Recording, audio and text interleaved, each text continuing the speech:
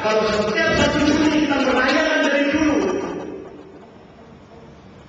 bahwa Pancasila adalah dasar Indonesia merdeka. Oh, nggak berani yang namanya Megawati lah, Pak Harto lah, makai jadi alat politik, Gus Dur lah, siapa lagi, Habibie lah, SBY sekarang nggak berani menafsirkan. Kemarin salah satu bintang satu yang bicara di Ciputat dengan matang yang mengatakan sejak 98 tidak ada orang yang berani mengatakan Pancasila sebagai bangsa berbangsa. Saya di sini, begitu saya sudah tidak ngomong, saya langsung bilang, pernah menyampaikan menggulirkan gerakan ini. Kalau sampai kalian keberatan, karena kami minta saja di wilayah teritorial sebabnya. Artinya pada saat itu saya setelah bicara di depan 108 pamen pagi di Mako Siliwangi, di Mako dan Siliwangi, saya katakan bahwa Pancasila harus digunakan. Setelah itu kita bergulir terus menggulirkan Pancasila. Nah, air bintang satu ini mana? Saya bilang, saya dosen sesku. Murid saya menjadi jenderal bertanya, pakai gitu.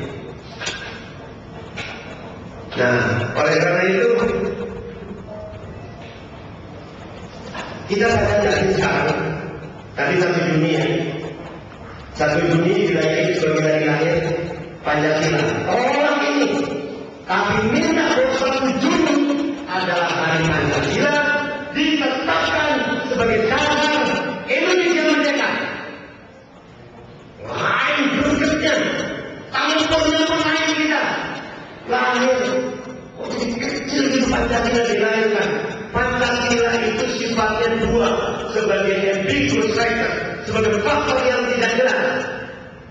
Karena pertama ini, dia tidak pernah melahirkan, dia hanya menggali dari yang telah ada, tumbuh dan eksis di negeri ini. Berarti dia ambiguous factor. Nah, ambiguous factor itu ada 2 faktor yang kemudian, satu dikatakan ubiquitous factor dan ubiquitous factor. Maknanya, Pancasila sebagai ubiquitous factor atau sebagai ubiquitous factor, Pancasila itu ada di seluruh dunia. Makanya waktu itu kami menawarkan kepada PBB, we have to develop the world and move. Karena Pancasila ini ubiquitous factor ada di seluruh dunia, tapi Pancasila juga berperan juga sebagai faktor yang dikatakan ubiquitous factor. Ubiquitous factor maknanya Pancasila hanya ada di negeri ini, di bumi ini, tidak ada di bumi lain. Makanya waktu tidak Bung Karno 1 Juni 1940 Bung Karno mengatakan di dalam persidangan Republik Indonesia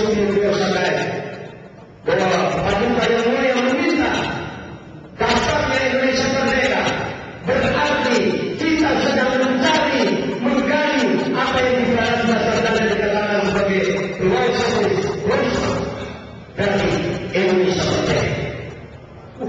Ini bicara bicara ini. Filosofi bahkan tahu artinya satu pemikiran yang sedalam-dalamnya, di mana bangunan Indonesia merdeka akan berdiri pada Bung Karno. Apa itu? Saya sebagai engineer, kalau mengartikan kata-kata itu bahwa Pancasila sebagai ubiquitous factor, Pancasila hanya sebagai faktor yang ada di negeri ini, berarti Pancasila itu di dalam engineering class, di dalam pemikiran seorang engineer, oh Pancasila itu adalah sebagai batuan segar. Apa itu batuan segar? Teman-teman sering lihat bahwa ada bangunan tinggi mau dibangun, ada paku bumi yang ditanamkan.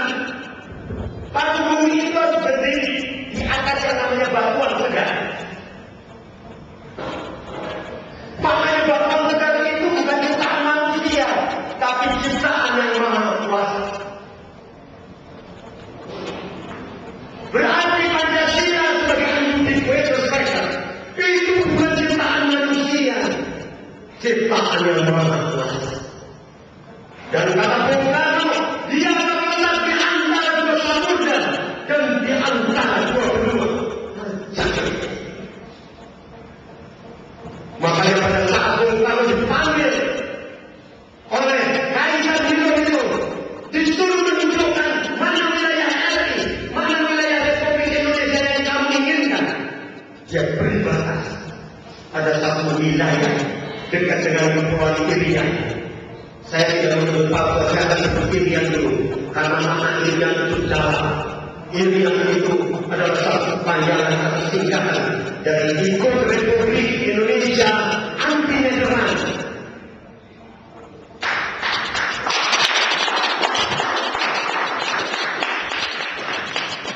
Oleh karena itu, ada satu kepulauan namanya Solomon Island. Hirohito menanyakan kepada Soekarno, kenapa ini pulau ini tidak terlibat, tidak termasuk menjadi wilayah Indonesia? Karena dia tidak memiliki dimensi Pancasila.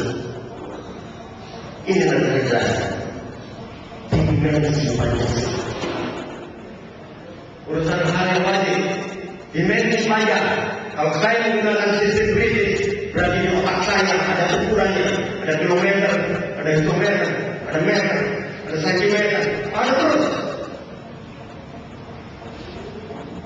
Nah, oleh karena itu, sebagai dimensi Pancasila, berarti yang tertanam di negeri ini itu harus sama.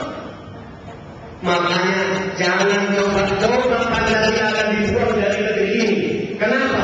Karena dia bersifat ubiquitous factor, artinya hanya ada di negeri ini, dan juga sebagai ubiquitous factor, artinya ada di seluruh dunia. Mau tahu yang ada di seluruh dunia? Saya kasih tunjuk. Indonesia yang terakhir pada tahun 1928 tanggal 28 Oktober itu dari Sumpah Pemuda, yaitu Kongres Pemuda kedua. Kongres Pemuda kedua itu dihadiri oleh dua kelompok yang besar. Satu yang kepribadian dan satu lagi yang keagamaan. Yang kepribadian itu yang terdiri dari yang Sumatera, yang Jawa, yang Aceh, dan yang lainnya. Inilah yang kepribadian. Apa bedanya dengan yang keagamaan? Di dalam yang kepribadian, anggota-anggotanya terdiri dari pemuda-pemuda yang memiliki ikatan dengan tangannya secara langsung di dalam tatanan budaya. Tetapi di dalam yang Islami kedua, mereka adalah kumpulan dari pemuda-pemuda yang terikat dalam satu keyakinan, hanya satu yang keagamaan yang terlibat di dalam Sumpah Pemuda, yaitu yang Islami kedua. Dia terdiri dari orang-orang Indonesia asli yang ada di Jawa Kepribadian Jadi, ditambah bangsa-bangsa lain yang sudah hidup tinggal beranak pinak di negeri ini sebelum Republik Indonesia dibentuk. Oleh karena itu, seluruhnya ini dikatakan sebagai kaum pribumi. Kalau ditanya kaum pribumi, siapa itu kaum pribumi? Kaum pribumi adalah orang-orang Indonesia asli dan bangsa-bangsa lain yang sudah hidup di negeri ini, beranak pinak di negeri ini sebelum Republik Indonesia dibentuk. Di situ ada Arab, di situ ada Cina, di situ ada India, ada macam-macam, dan lain baru-baru ya di koran ada Yahudi ternyata di negeri ini. Tetap ketemu oleh 14. Dengan saja baru sadar ada Yahudi di negeri ini.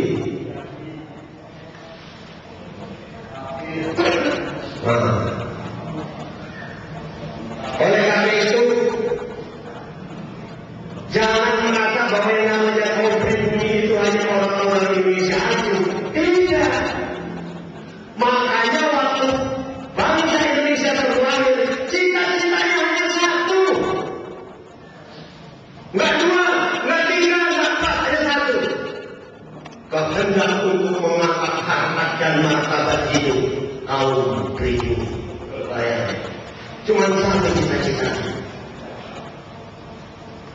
32, tidak 3, tidak 4, 1. Oleh karena itu, perdebatan di antara dua kelompok ini bahwa untuk mengangkat harkat dan martabat hidup kaum pribumi harus ada alat ukur yang jelas, kata mereka.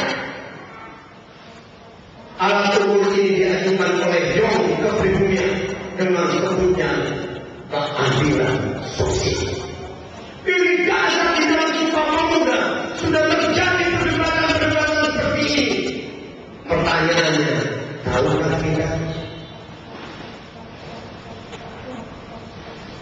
Kalau kita belum tahu, saya sarankan jangan ke museum Sumpah Pemuda di Kramat. Jadi tujuan satu dilahirkannya bangsa Indonesia adalah kehendak untuk mengangkat bakat dan martabat hidup kaum pribumi. Alat ukurnya jelas ditawarkan oleh yang kepribumian. Keadilan sosial harus terjadi merata di kaum pribumi. Kenapa disebut kaum pribumi? Karena ini adalah kaum yang tertindas. Siapakah yang menindas? Belanda. Keturunan Ibnu Papua ditindas waktu itu. Contohnya yang datang dalam Sumpah Pemuda, di dalam Kongres Pemuda kedua, siapa? Daud Sejak. Datang dia menghantui.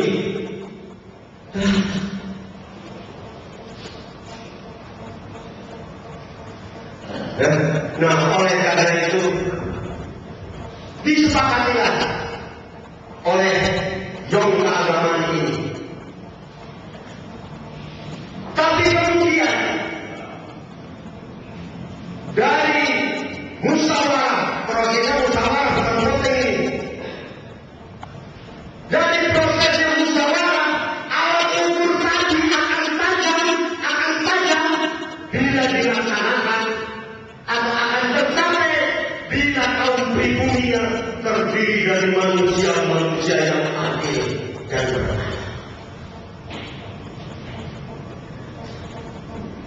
Sehingga karena kaum pribumi yang terdiri dari manusia-manusia yang adil dan beradab, Indonesia akan kokoh bersatu. Yang mana pada akhirnya sikap keberpihakan kepada rakyat.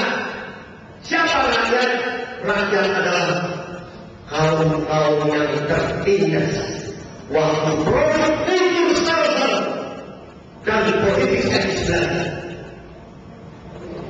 Rakyat yang kehilangan pegangannya. Apa itu pegangannya? Sistem tanah ajar hilang, lumbung hilang. Akhirnya mereka termiskinkan, terbodohkan.